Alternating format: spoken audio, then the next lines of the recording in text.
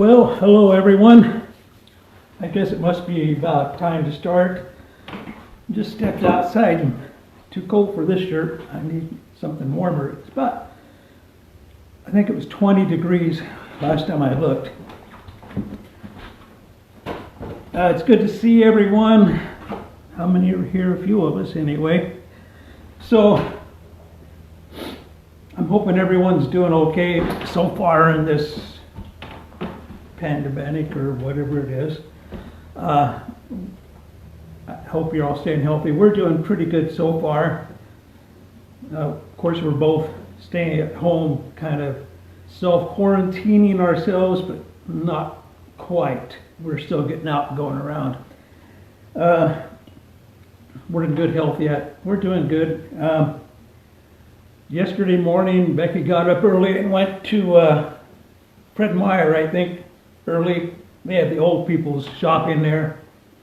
And she said it was pretty pleasant, which was good to hear, because I've heard from some people that it's not been pleasant at grocery stores, and there's a lot of perhaps shoving and rudeness going on. I've heard that, well, from both my kids actually, Jason and Jenny, and from some other people too.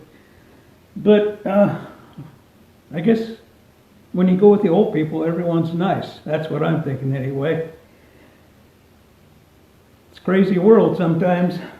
I guess we just have to get through it, and we're going to get through it. It's gonna end sometime. Maybe not too soon, but it will end soon. So let's get on with the show. I said I was going to tell a story about my grandma Collier, or it may just be a theory, but I'm thinking it's probably going to be pretty close to the truth, even though I have no proof of that. So yesterday I spent most of the day editing pictures and putting them on my SmugMug website. Also on that website I have a page where I've scanned and posted I don't know, a couple of hundred, maybe more, of pictures that I got when Mom passed away a few years ago. And they're old childhood pictures, pictures from the 50s. There's pictures from Dad when he was overseas in World War II, and when he was in basic and all the schools he went to. He took quite a few pictures, and there's some pretty good pictures there. Anyway, I was looking, and I got them all online. It took me a long time to get them all scanned and edited and online. But I did it, and I'm really glad I did. That's a pretty popular page that people go to all the time. So I've looked at them all, of course, many times. Hi, Lynette, Misty, I'm waving. And I've looked through them many times, but there's just been one thing that's been kind of a mystery to me. And yesterday I was looking at, there's about 14 pictures that are a mystery to me. I can't quite figure out, I can't figure out how they happened. And those pictures, well, when I was digging through the box of pictures, I came across this little package right here. So it's 2 inches, probably by 2.5 or something like that. And it was wrapped real neat in a little string, you know, wrapped around it and stuff. And I had no idea what they were. I just had no idea. So I dug them out, and I carefully unwrapped them. I've unwrapped them several times here now, so I should be okay. So I took the string off, and on the front, and on an old envelope, was this little note. And it's written in my Grandma Collier's handwriting. I know that's Grandma's handwriting. And it said in 1919, there were 4 women went to camp at Soda Springs above Tampico by themselves. That's all the information I have right there. I don't know if you can see that. Anyway, so that's what was wrapped around these pictures. Now, for those of you who don't know, Soda Springs is in eastern Washington, about probably 30 miles, maybe a little more west of Yakima. And from the late 1800s up until probably the mid 1950s, it was a pretty popular place to go and take your family and camp out, have picnics, have a lunch, even stay in a tent. It was called Soda Springs because nearby there is several springs that come out of the ground with soda water, is what we called it. And yeah, it was okay. A lot of people say it's nasty, and a lot of people like it. We used to go there all to these springs in the evening and get a pitcher full, and we'd put it in our Kool-Aid, and that kind of livened up the Kool-Aid a little bit. But it does. I really don't know what it is, and no one, I don't think, ever tested it. But we were allowed to drink it. No one closed it up or anything. You just go dip out what you wanted and use it however you wanted. But nowadays, I don't see those springs anywhere. I think they've probably been buried because maybe they're dangerous to our health, but I don't think they were. But anyway, so that's what Soda Springs was. But today it's gone. There's only 1, maybe 2 old buildings. If you look real close when you drive by, you can see them. But basically it's gone, and it's all built up with homes now. Anyway, that's where Grandma Collier is talking about going, and I could never. She would have been early 20s in those days, I believe. And her friends are all the same age. Hey, Mark, Robert, and so she had these pictures of them women, of the 4 women. They're camping at Soda Springs by themselves. Now, this was early 1919. There was a road in there, but it was a nasty road. It would have been dirt and narrow and a lot of ruts in it probably, and a lot of maybe trees over it once in a while. She never said how they got there, but I know there had been cars there. But so it was remote. It was really remote from Yakima. If you went to Soda Springs, you were in the wilderness at that time. And there was no phones. Of course, there was no running water except for the creek that ran through it. And there was, I guess, outhouses. Now, I did hear that one time there was a swimming pool there. But I think that was later in time. Anyway, it was a hard place to camp. I mean, it was remote camping. There was no nice facilities or anything. You just went up there and camped. You were by yourself, and there had been deer and elk and bears, black bears, hanging around there too. But Grandma and these 4 women, these 3 women, other women, went up there and they camped. She doesn't say how long. But I've always wondered about that. What in the world were they doing? They were all at working age, and I don't think in 1919 is a time that you went and went on a vacation. It just doesn't seem like you did. And these pictures are really interesting. I'm going to show you a few of these pictures. Now, after I scanned them and put them on the internet, they came out a lot better, and they're a lot bigger. So these are the pictures. Here's let's see. I don't know if we can do this or not. Probably not. But anyway, there's one right there showing Grandma and I think a couple other women. They're at their picnic table. And here's another one. They're sitting at the picnic table enjoying their meal. It says on the back, Zella, Pauline, Cora, Gertrude, and somebody else. It's pretty much more off. But so there's that picture. These are cool pictures, and you got to remember they're 100 years old or more. And here's one of the three of them. I think Grandma is the one closest to you. She looks like she's fixing dinner or washing a pot or some sort. So I don't know. Can you see that? Maybe. I don't know. I'm just going to hold it there and see. So, and I got one more here. This one, I don't know. It's not, it's somebody else. They called it their, oh, that's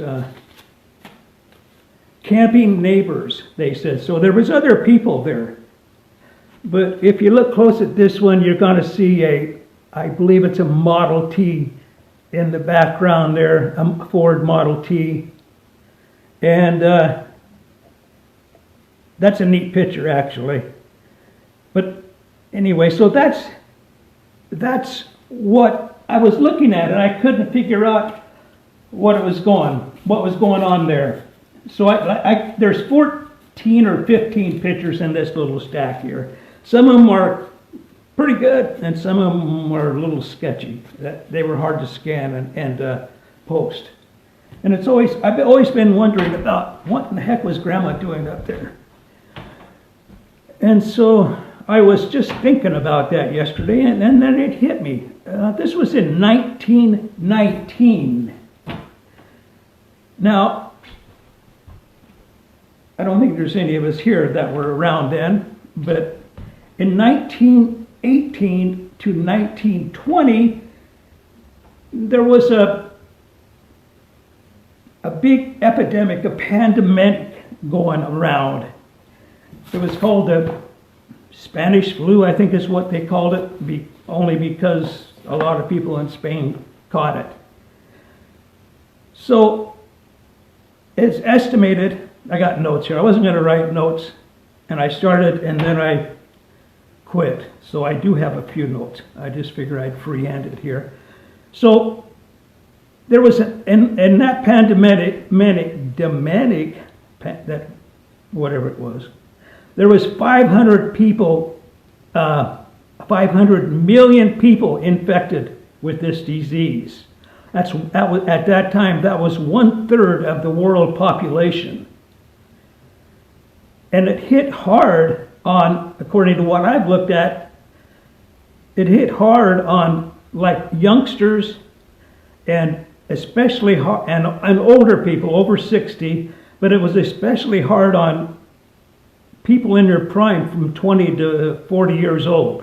It was really hard, and no one's ever been able to figure out why that was. So that's 1/3 of the world's population was sick with this disease. There were 50 million deaths worldwide from this in 2.5 years approximately. 50 million deaths caused by this disease. 675,000 of those deaths approximately were in the United States. And so when I started looking at those pictures, of course, what's on my mind is what's going on now here with the coronavirus and everything. And then this is 102 years ago that, 102 years ago, I think that Grandma, or 101, that Grandma was at Soda Springs. And all of a sudden it hit me. Of course, I know why they were there. This is my theory. Grandma and her friends grabbed their bug-out bags and lit out for the mountains in 1919. My grandma. I can't see any reason that's not true. They went up there to get away from all the stuff that was going on in the world, and they were a long ways away. I never got to talk to her. I don't think anyone has really talked to her about that trip, at least that's still living anyway. Hey Jake, Linda, how you doing? But to me, that is obvious what was going on there. They went up there to stay safe and get away, and where there was no one around. I don't know if they were working. Grandma had a college education. She was, I believe, a bookkeeper for a while. And this was before she had any children. Yeah, it would have been.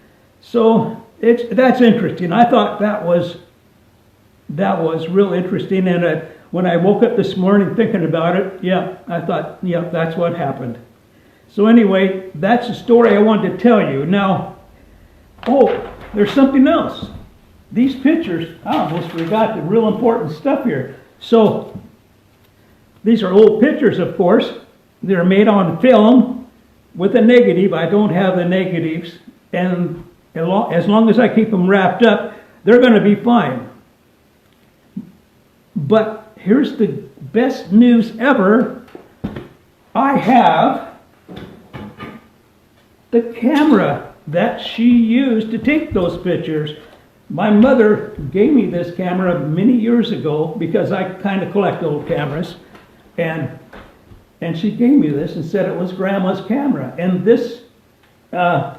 these pictures fit the format of this camera, the size film it holds. Now this camera is really old, so to open it up, you undo this lever right here, pull it back, open this door, and inside you'll see the lens and the aperture and the shutter and everything. So you pull this out, and it's got bellows. I pulled it out this morning and almost broke it. So there, now you're all set to take a picture. It's missing the front lens element, I noticed that. And it's in pretty bad shape. It'll never take a picture again, but this is what Grandma used to take those pictures at Soda Springs. Each roll, you could put 12 pictures on a roll, and she has 14 or 15 pictures. So she had 2 rolls of film with her. It was a lot different those days. You just didn't click away and when you didn't have to. They waited for the right picture. And there's a little viewfinder here. You can hold it like this. It's a waist level, so you hold it like this, look down through there, and if you want to go like this, you just flip this little thing right up here. This little viewfinder's glass prism thing, and you look through it like that.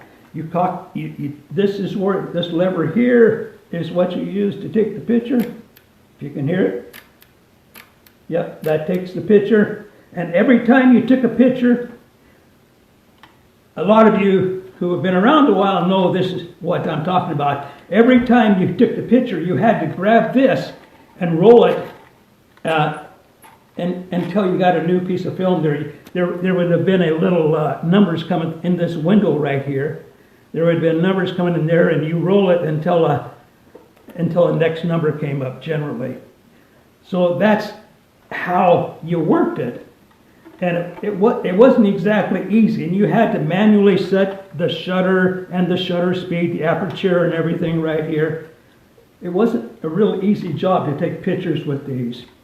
And when you're done with it for the day, you just push in on these, let's see, how do I do that?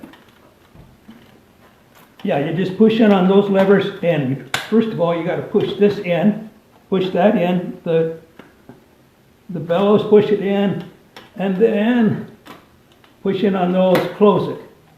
There's one other thing that's real interesting about this that I discovered this morning. I couldn't figure out how in the world you got film in it. There was nowhere to do it. Then I saw these things right here. So you take this lever here, push it to the side, that little slider thing, and then I guess you just pull up on this. Oh, not that. you pull up on this. The whole front of the camera comes out, and you got two pieces. Then you put the film in here, in this little slot here. It feeds back in there, and then you put the new roll of film in this end, feed it into this where you'll see a little spool back here, and you wind it up. You wind it up to a certain mark on the film, and then you put it all back together, and like this. You put it together like this, maybe, I don't know. I had a heck of a time this morning. Anyway, it all goes back together, and you're all set to take pictures again. Anyway, that's really cool. I dug that out this morning. I remembered I had it, and all my camera collection is in a big Tupperware box, but I remembered I had that. So, that camera, it's an SmugMug. I got a note here, SmugMug number 2A, hey Christine, number 2A folding Autographic Brownie 12 exposure per film. I thought that was pretty neat that I actually have the camera that took these pictures. I was pretty happy when I recalled that. So, that's my story, and I'm going to stick to it. Maybe it's not true, but I'm kind of thinking it is. So, I'm going to end it here, and if you have any comments, any questions, just make a comment there, and I'll see if I can answer them. Now, if you want to look at these pictures, and all the pictures that I have on the Day Collier site, or anything. I got a lot of pictures on this SmugMug website.